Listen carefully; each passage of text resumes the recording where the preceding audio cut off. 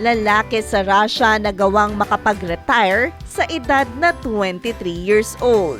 Isang 23 years old na lalaki sa Russia ang naging usap-usapan matapos nitong makapag-retire na at maagang makuha ang kanyang pensyon.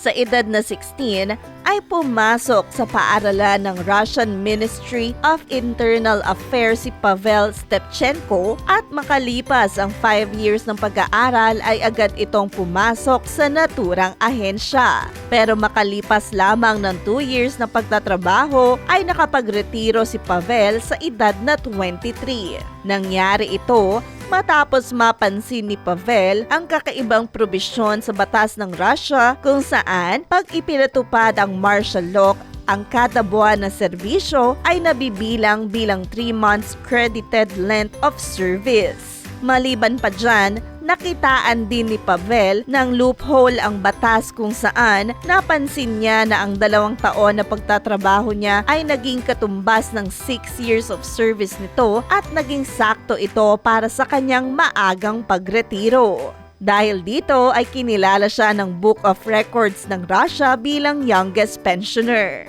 Hi! Ito po si DJ Claire ng radyo natin nationwide.